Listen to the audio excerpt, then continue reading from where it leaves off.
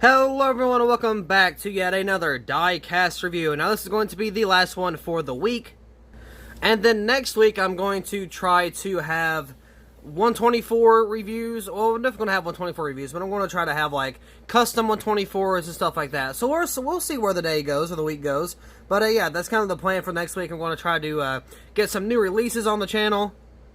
Maybe by the end of the week, I don't know, there was a whole bunch of diecasts that were just released, like the Byron Daytona win, Johnson's Final Ride, the clean version, all kinds of awesome diecasts. We got some 2021 diecasts as well that was just released, so we're going to take a look at that a little later on in the week. Hopefully, I don't know if they'll get here by then, but one can only hope. I'm probably going to go order some stuff that I haven't ordered yet. I think I didn't order the Johnson Final Ride, just because it was the standard edition. I was going to get like the race version with the Elliott and stuff like that.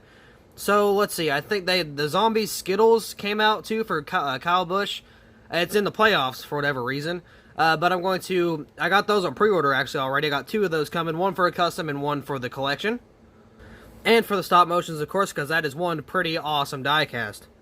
But yeah, I think we got Kevin Harvick diecast, stuff like that came out. I think we got, I want to say like, I don't know, did we get a Ryan Blaney? I can't remember. I just took a brief look at them.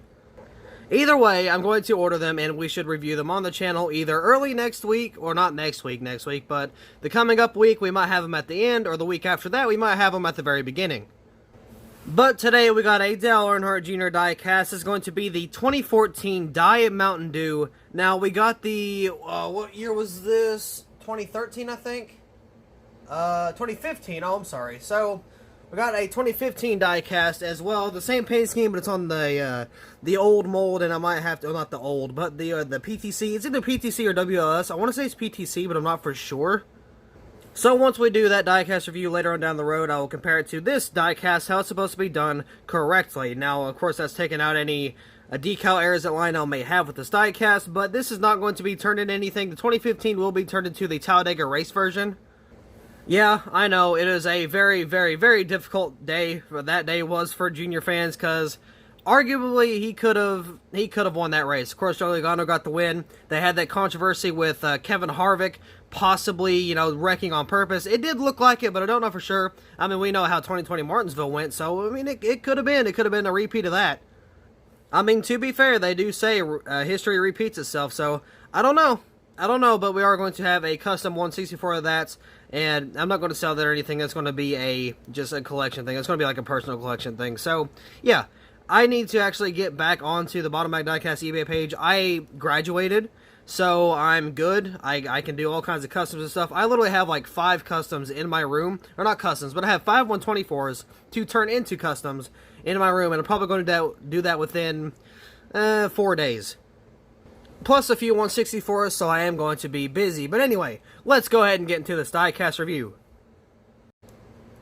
Here is the diecast out of the box. Now, I do think he ran this for a few years. I think he started it in 2011. I know he did 2012. I know he had this in 2012, but I don't know if he started 2011 or I think it was 2012, because he had the National Guard and AMP mainly for the 2011 season, so I think it was 2012 to 2015. So 3 or 4 years he had this paint scheme. And I'll tell you what, I loved every second of this scheme on track. I don't know why, but this is probably my second favorite. I don't know what my first is, but I don't think this is going to be the first. But this is like one of my favorites diecast, or not just diecast, but one of my favorite paint schemes for Junior in the Gen 6 era, like, ever. Like, this is a really good scheme, and he ran it for a few years, which makes it even better. Like, they ran it just to the point where it was starting to kind of get old, but they didn't drag it out, and I love that. That they did a really good job on, like, keeping the paint scheme for, a few years to kind of get it used, like, the audience used to the paint scheme, and then they kind of just dropped it after a few years, of racing. So, it wasn't a bad idea. I do like that. I don't like it when they have a paint scheme that just goes on and on and on forever. Kind of like the Joey Logano and the Kyle Busch primaries that we see nowadays. Actually, I probably can't say Busch anymore, because Busch, I'm pretty sure they changed his paint scheme from, well, he had that paint scheme, well, the paint scheme was ran from, like, God, way back. I don't even know how old that, like, paint scheme is, because I think Elliott Sadler had it, and, dude, it was wild. Like, that paint scheme is old school. So yeah, let's go ahead and take a look at this diecast before we waste too much time. Got the Diet Mountain Dew right there on the hood with that amazing silver in the background. Looks very, very good. Got Earnhardt Jr. big and bold right there on the front windshield. There's no back windshield because at this time they only ran the front windshields. They didn't have the back one. So I got the roof flaps right here. See, look how, like...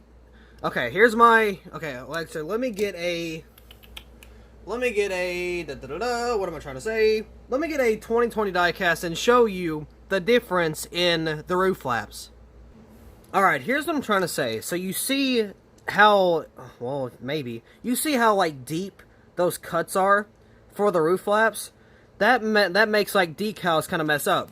So look at this. Look how much different that is.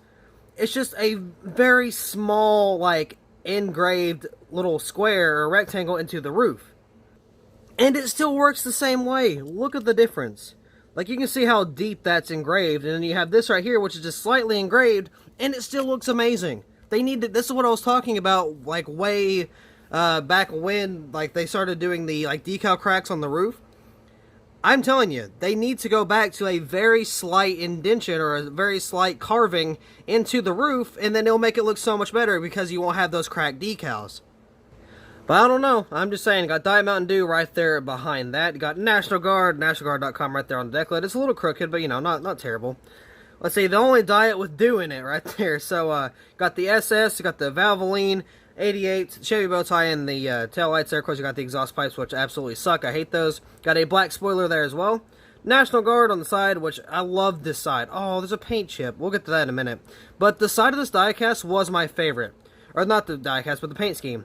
I don't know why, but the mountains and the dark green sold it to me. I don't know how, I don't know why, but it was so good. This paint scheme, it was a 10 out of 10 for sure. This is an amazing paint scheme. Again, this is why it's like one of my top favorite junior diecast, or not diecast. I keep saying diecast. One of my top junior paint schemes like ever, especially in the Gen 6 era. It's just such a flawless design, and it looks very, very nice. So you got Diet Mountain Dew there.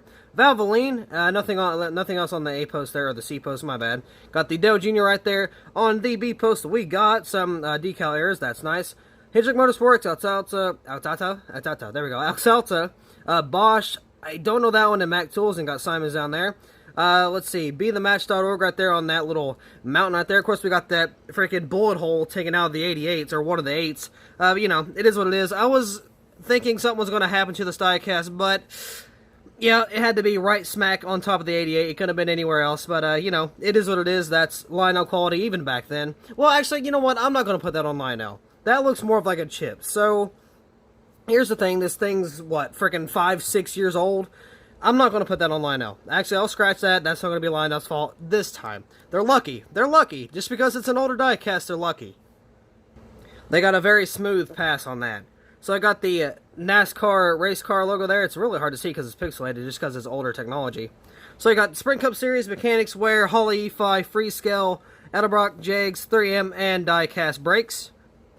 And Duralast brakes right there. Got the Goodyear right there. It kind of sucks, not gonna lie. It's a very beautiful, like, goldish yellow. I do like that, but there's no outline. There's no outline, and it makes it look not very good, I will admit that. So right there on this front quarter panel, this front panel here, got the Moog, Mel, Comp, Edelbrock, and Sunoco. Got the 88, got the Chevrolet SS right there. Actually, they did a pretty darn good job of putting the decals on this. So, yeah, 10 out of 10 for the diecast. I'm just going to give Lionel a pass other than that small the B-post error. I'm not really going to count that because that's not a big deal at all. But I'm telling you, man, this paint scheme is absolutely incredible. And I'm just saying, I would love to see it on a Gen 6. Or not a Gen 6, but even a 2020 Camaro. Well, 2021, whatever. But I would be interested to see how it would be on a next-gen diecast. That would be something, wouldn't it? That'd be pretty awesome to see. But I mean, I can't do that because the silver, it would be hard to match.